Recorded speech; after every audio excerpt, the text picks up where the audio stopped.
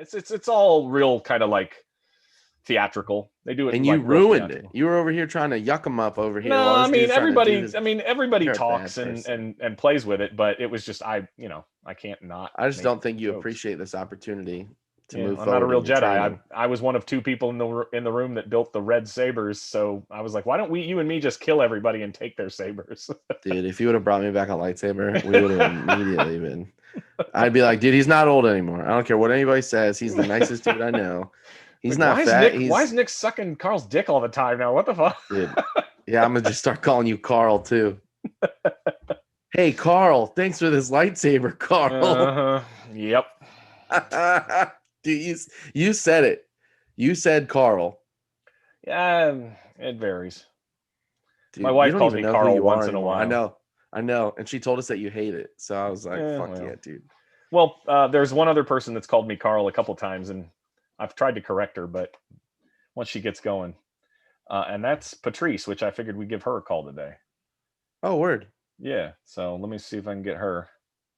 Was that a nice bridge? Was that a nice segue? I like that. You were like, you know who calls me Carl? You know who calls me Carl? She can call me whatever she wants. She's funny as shit. So. Yeah, she's funnier than you, dude. Oh, way funnier. And she's not even there to answer the phone. Hello. Away from keyboard. Hello. Oh, there she is. Hello. Sorry, Oh my I was a bill collector. I had to screen that shit real quick. What's up? They getting real tricky now with how they call it to collect debts now. So I got you. So she thought we were bill collectors. well, yeah, she was listen, like, they just got two sketchy looking white dudes calling me on Right. video chat. I'm glad you said it, Nick, so I didn't have to. What's The up, only thing that would have made it worse is if we were wearing white shirts and black ties. Hell no. y'all? Happy holidays, happy end of Hey. 2020 to y'all. Yeah. How you been? Look at my establishment. Don't it Oh, I look mean, like Oh my living the goodness. life. The lap of luxury. It's a a good deluxe look. apartment in the sky? You can have Moving anything on. with a green screen. And it's daytime on one side of your apartment and nighttime on the other, it looks like. It's because the sun is setting, you jerk. Okay. I haven't figured out physics yet. Is that physics? I don't even know. I will say this, my computer told me it was too old to have green screen on it. Did it really? I tried to put one on here to have a digital background. I was going to change it to something cool, and then it just told me that my computer was too old and it wasn't supported. Well, what you got? These are Apple IIe. What you got? No. I'm dating myself now, trying to call you old. Like if you know what, if you remember, It's still a MacBook Pro. It's just old. It's just Oh, old okay. and It's like a he's 10-year-old been investing in MacBook Pro. toys rather than technology. So Hell yeah. I'm just saying. This you look thing like you're in the hasn't broken. stockroom of a KB Toys. And that's Dude, that dating me shit- saying KB Toys. That hadn't been around in. You're old as fuck shit is that? because you're mentioning defunct businesses. You know, you look My like a hands. laid off Toys R Us employee. Guess I was what? about to say, are there even any toy stores anymore other than what No. FAO? Wait, is the FAO Schwartz? FAO Schwartz is still around, but they've got like one store. They've Like- only ever had one store. No, they had other ones. They had satellite stores in Las Vegas, where I spent some time, which is where Patrice has been for a while, right? Yeah, I was well prior to COVID. Yeah, I was in Vegas, LA area for the last 2 years, and I miss it. Shout out to everybody over there. I'll see y'all soon enough though. Right. It's funny, actually, when I met you, it was right before you left to go there, wasn't it? I think. Yeah. Yeah. I was So like, Nick doesn't even know this story. see you later. That was kind of our introduction. He's like, shit, I met this dude. I got to get the fuck out of this city. He was like, "Yeah, you know what? This guy's got a real weird name, and he's got a very familiar voice." No, Gotta she. get out of this. It's funny. We were. I met her at Wabi actually, and Wow. I was sitting at the bar, and I don't remember who was on stage or who was getting ready to go up, but I just kind of was making jokes to myself, and she was sitting next to me, and I started like we were making jokes with each other, and I thought she was just a guest. Like I thought she was just a patron because I'd never met her before. And then Klingman goes, and coming up next, and he introduces her, and she goes up. I was like, oh shit. I wasn't even aware. So, and that was like, I think that was right before I started too. No, Oh, I was about to say, dude, I Yeah, would have yeah. loved to be in the room if Patrice went up before you and then you had to follow that. no, Oh, Jason, you get buried by normal comics. All I right? know exactly. Get buried by a real good one. I wouldn't even go up. I'd be like, no, he's not here. That's the moment where he quit Call me. already. He left. Y'all too kind. Deez, you had the room down the pizza spot, right? Yes, ma'am. Is that still happening, or did that have to slow down because of the situation? No, it stopped well before COVID. I did the show there like 4 or 5 times, and then like the last time I showed up, it was the night of a show that we were supposed to have, and the manager wasn't there, and I walked in, and they were like, "What are you guys doing here? It's not comedy night." And I was like, "Yeah, it is. They told me this was comedy night, and this is when we were doing it." And they were like, "No, that's not true." So I called the lady, and she didn't answer, and she was like, "Hey, I'm with my family. I'll text you tomorrow." And I was like, okay. So then I was super embarrassed. I had comics already showing up from Richmond that were doing the show. Okay. And they were like, "Sorry, your show's canceled, but we found your joke book." And I was like, "Oh, okay, cool. I'll just take that then. Thanks. That's way better than putting on a show. Thank you." I was about to say that's worth its weight, because I'm telling you, I left my joke book in San Diego one time and drove all the way back from Las Vegas, Nevada to go get my joke book from San Diego. It was like 7 hours one way or some shit. Like, it was crazy. God damn. That's insane. That's what we do. Like, that's definitely some comedy shit. Like, I feel like I'd rather lose one of my appendages than I thought she was gonna say one of my kids. Right. I thought about saying that, but I'd rather lose a mouth to feed than lose my joke book. You're like, "Man, don't let me lose my joke book, but if I had to feed one less person, I guess I could manage." Oh my God. However will I survive? Take the hungry one. Take the hungry one. I can always make another kid. I can't come up with those jokes again. Shit. It's true. You understand, if these jokes are lost, I'm nothing. So thank you to Clint Bashir out in San Diego. He held on to it for me till I could funny. That's funny. I was just talking to Winston about this the other day, but like, he did one of my shows down here and left like 4 joke books. Like, he left all his joke books just at Kazi's, and I hit him up and was like, "Bro, I think you left all these."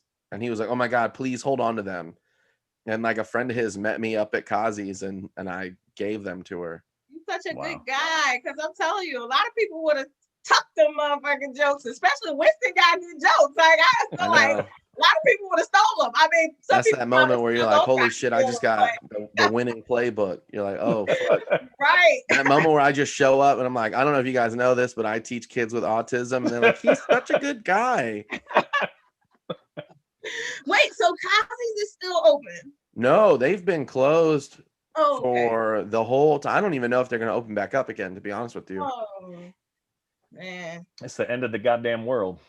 I don't know if you know like this. It in so many respects, but with closings comes opening. So, we still, Sandman is gonna be opening soon, hopefully first quarter. Getting there. We're getting there. We actually, as a matter of fact, I'm supposed to talk to him and Busky this week about plans. Like, so we're supposed to be checking on you, but this involves you as well, so it's good. But I love, we're on the edge of our seat. We're like, just tell us when we go back to work. Tell us, God damn it.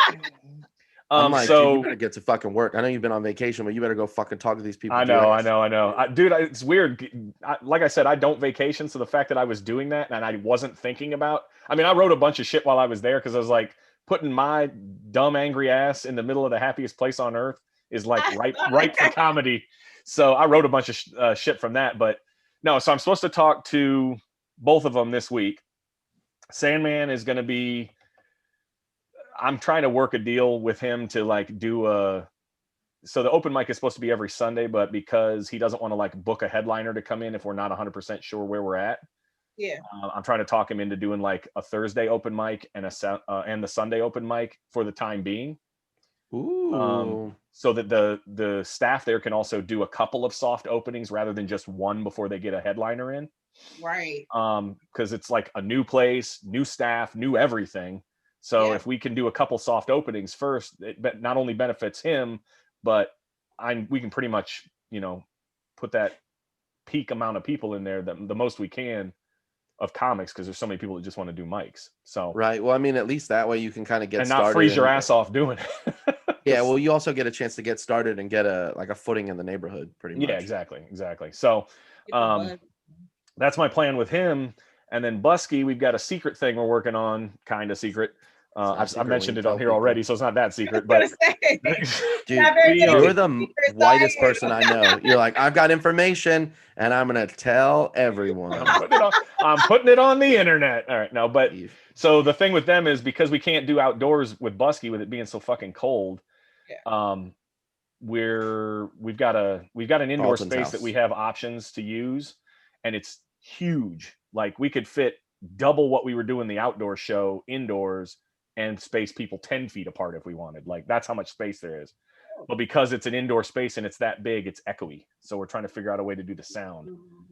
But that's on the horizon too. I've got to start dumping a little more manpower into that, because Sandman's a business. Right. The Busky thing is like a one-off or a two-off. We can do it a couple times before the weather starts to warm back up. Maybe more. I don't know. It's still all in the air. But I'm also working on getting some specials filmed for some people. I bought a bunch of new gear, so I'm going to be filming people's stuff. I'm going to be doing all that stuff production-wise, doing the stuff I'm good at. Assassin, Carlton. That's what I love about you. Like, you really be out here moving and working. You just do it real clandestine. It's real. I'm trying. Well, and then I tell everybody on the internet. So yeah, I love that he's like, yeah. The biggest giants move in silence, and he's like, well, I'm gonna tell everybody. But I don't know if you guys know this, but I mean, I tell people because I like getting people involved on the ground floor of things. Yeah. Like, all the people that did the first Busky show, they were coming in blind. Like, it was all, yeah, we'll give it a shot, and then just boop boop boop, and away it went. So yeah. I've been a hype man for a long time too, the great white hype. But I wouldn't say that again ever. Look, it's a movie that I could reference that I remembered. Shut up. I don't think other than sharks there should be a great white anything. I just want you to know that. Are you saying it's implied, Nick? You bastard. No, I'm saying it should be the opposite. Good point.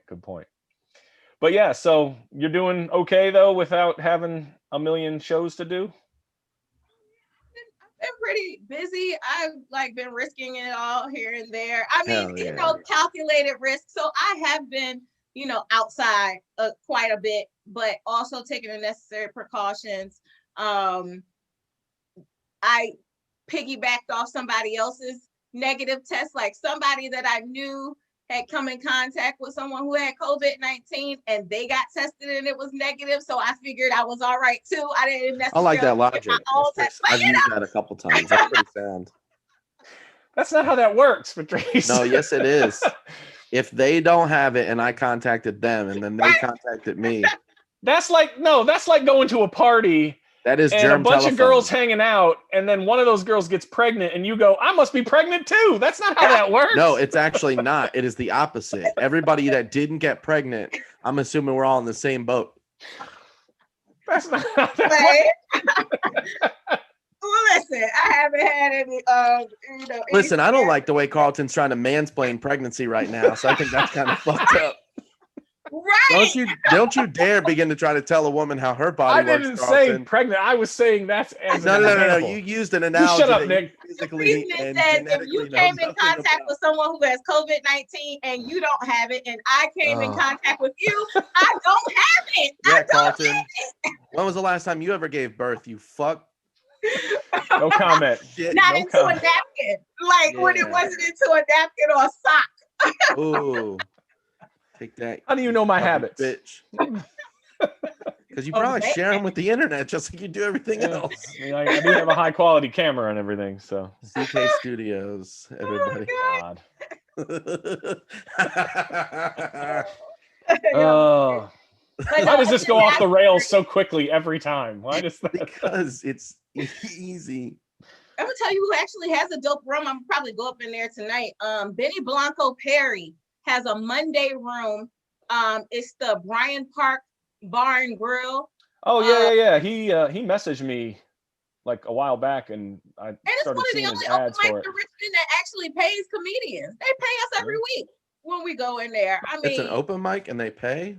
It's an open mic and they pay, and there's tips involved. So like a lot of times with the patrons, they throw stuff in a bucket for us, and then we just split it together. You know what I mean? So I think 2 Mondays in a row, I made like $50 at an open mic. I said, this is different. Yeah, like we're just not accustomed to that. So shout out to Bryant Park Barn Grill. It's pretty cool on a Monday.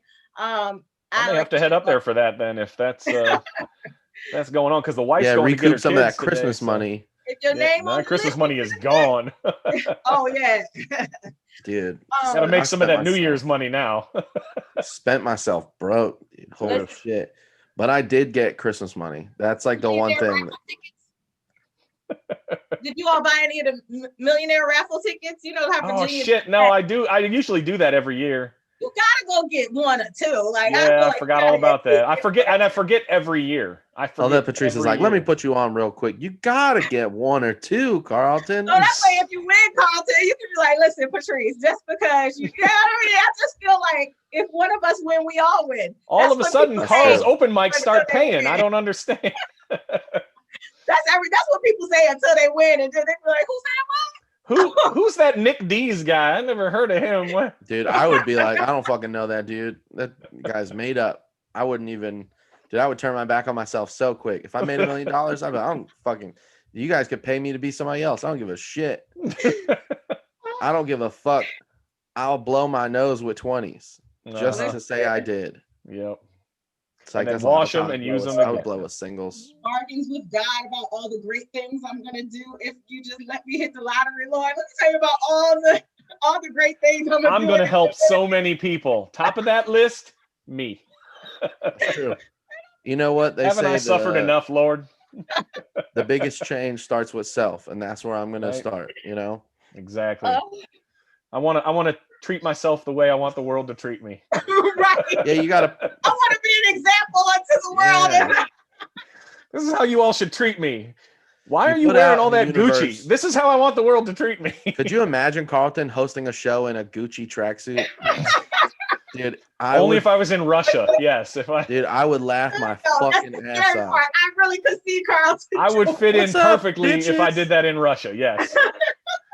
Welcome to. What's up, bitches? You guys ready for the party at Busky? Welcome to party at Busky in Russia. This is a welcome for coming. Thank you. Oh, I'm talking about right here in our own backyard. I want to see you crack open a nice cold cider and fucking in a tracksuit, bucket down in a Gucci tracksuit with matching flip-flops. All right, the day you see that is the day you know I did win the lottery, and I would buy all that shit just to have that one laugh. I would get the fuck out. I would die. I would laugh so. Here's your new host for Busky, Nick Deez. See you guys later. I don't know if y'all know this. On the streets, they call me Carl. They call me Carl Get Low. I'm here to fuck you guys up. I was gonna say you could mix Carl and Gucci, but that just comes out Coochie. So I'm not gonna go by that nickname. That's a bad idea. I've heard worse. True. So what else have you been doing? You doing a day job thing, or you just grinding it out? My full-time job is being a bad bitch, and I feel like Same. I'm just fucking with y'all. No, I still only commit myself to comedy full-time. Praise God, I'm in a place where I am still able to live this life that I'm accustomed to. And, Frozen and artificial in the background. That's hell yeah. That's my album. Carlton's producing it. Frozen and Artificial coming this fall. I do all the stuff that comedians do, like DoorDash, Lyft, Amazon. Yeah. I get in where I fit in. Selling mids at 40 grand, you know what I mean? Yeah. That's what all comics do. That's what we gotta do. Anything that keep us off somebody's real payroll, we'll do it. I'm gonna sell plasma. And Nick's been selling blood for years. So hell yeah. It's just, to me, at this point where I'm at with comedy, it's a waste of time for me to come hop on your payroll and pretend like I'm gonna give you 100% at this job, because I know that I'm not. the moment that somebody call and they need me somewhere, whether I got time or not, I'm out. Yeah. Like, listen, first day can be the last day fucking with me. So I just feel like, don't even bother. Like, don't even waste people's time taking up a spot that somebody who really does want and need a full-time job could be having. It's just bad juju to me. So I respect that. Work around it. Yeah. So well, I respect the fact that you're able to do full-time, you know, like that's yeah, Carlton. I don't even know. Shut up, Nick. Don't even say it. Don't. I know where you're going. Don't say it. Dream. No, that was never my dream. Honestly, if I was going to go to anything on this full time, it would be production type stuff, making shows, filming shows, doing stuff like that. That's what I'm good at. I like comedy, and I've always loved comedy, and trying to do comedy has been very humbling. Shut up, Nick. And but I'm trying to take the stuff that I am good at and apply it to the stuff I like doing, and it makes it. That's what I'm working on. So a happy marriage. No, I think that's dope. And behind the scenes is where so much of the real work. You know what I'm saying? Like, it's not. Listen, you get in the credits by any means necessary, and I feel like an executive producer, a production, a director, hell, boom operator. If you a gaffer and you in the credits, hey, you still in there. So it's like. Takes all a the lot stuff I've done for this, the whole goal of it, even with Busky, starting Busky up was because I saw people that were doing really good comedy. They just didn't have a big enough place to do it. Like that was, you know, like we had the means and we had the people and we just didn't have a place to do it. And once I figured out, you know, putting all that together, it's done what it do. But now we can't do shit. Goddamn COVID. So. Yeah, that fucking shit sucks, dude. Yeah, but we're working on it. I'm working, like I said, that's why I always got a couple irons in the fire trying to work on this other stuff. And with Sandman coming, like, I mean, hell, I'm having them train me on the lights and stuff in that place because I'm gonna get into it any way I can because I just love being a part of it. I'm getting paid. Give me this. Well, I mean, and he's offered to pay me for that intro video that I did, and I was like, dude, you're not even making any money right now. Like, I'm just glad to be a part of helping out with this. Yeah, for the culture. Like, that's why I was like, well, that's why I was telling you, Carlton, I was like, let me know where I can get in, where I can fit in just to help with the culture. Cause I just think that it's major. It's just been such a long time coming. Richmond, Virginia needs another comedy club. Like, there should be no major city that has one comedy club. That is insane. There's nowhere like, no major cities only have one comedy club. That's yeah, and that's the thing with what he's doing. Like, and he's super sincere about it. That's the big thing for me. Like when Winston talked to him the first time, he was the first one to talk to any of them. But when he went in and talked to him, he was like, "Look, these guys, they seem to be real genuine, real good people. They really just want to do this because it's what they want to do. Like, they're not like, we're going to get rich. Like, that wasn't their motivation. I mean, it's literally his like retirement plan. Like, he wants to do this for like, it's his, well, you can tell that they're like fans of comedy that want to give back to comics. Yeah, exactly. So any way I can help with that and push it along, I was like, I'll make flyers. I will make a video for you. Like all this. He was like, that's tremendous. And I was like, I'll do shows there. You know what? Anything I can do to help. I'll hold the microphone and stand in front of the room when people are in there. That's comedy. Tell Nick. jokes. I don't know if you know that or not. I'll say stuff into the microphone and it'll be funny. And I'm getting an opportunity to work on a sketch show down in Atlanta. So I'll leave for Atlanta day after tomorrow. I'll go get my hair done tomorrow. So day after Wednesday. So yeah. With Darren Fleet. He's really big on the internet, but he's also really great at stand-up. He sells out every time that he comes to like Richmond and stuff like that. So he has a comedy / sketch show that we've been working on, and now it's getting ready to go into production. So yeah, you got a ton of stuff you do online. I see your posts for all your stuff. You know, if you want to plug any of that stuff before we let you go, because I know you're busy moving and shaking. Oh yeah. Oh wow, this time went by fast. Okay, well, yeah. I mean, obviously, every Tuesday, 8 p.m. Eastern Standard Time, me and a very good friend of mine, Anthony Oakes, we do the Black Think Tank with Anthony and Patrice. It also has Haywood Turnipseed and his wife Tracy. They are our squad, but you're more than you don't have to be black to watch. You just got to be black to be on it right now. But we are contemplating integration somewhere in 2021. Don't do it. Nick has a black dad. Does that count? Like, is it? Absolutely. I'm down for the cause. But so yeah, and then I was previously doing Deveaux versus Marshall, which was a debate show with me and my good friend Corey Marshall, who's hilarious. But we're working on some other things, and so we've switched it to Deveaux versus some other people. So now I'm just gonna be arguing about shit that don't matter with anybody that want to argue with me, which I just don't understand why y'all have not yet figured out that you are not gonna out argue a black woman. You could just hang it up. So it's just Deveaux versus everybody. Is that what it is? Deveaux versus anybody. Anybody can get it. Come get some. Just do everybody. ERRY body. Everybody. But yeah, like I'm around. I feel like the next live shows that we have, Arlington Draft House, but that's in February. You can just follow me on all social media. Things will be back to normal by then. Oh, God willing. Willing. Well, whatever normal is. That's the thing is normal. Dude, I'm just saying, crazy. I'm gonna mainline this vaccine here in a couple weeks. I'm gonna tell y'all. Yeah. Once I get my You're not a frontline worker though, Nick. Yes, I do. My job is technically an essential. Okay. So you shut your mouth, Carlton. You can't be. I'm gonna just start. They'll be like, dude, do you have track marks? Have you been doing heroin? I'm like, no, I just been getting this vaccine every day, just making sure that I stay right. Taking up vaccines for 20 people. Dude, yeah. Are you calling me fat again, bro? You piece of shit. No, you just said you're doing it every day. You ableist fuck.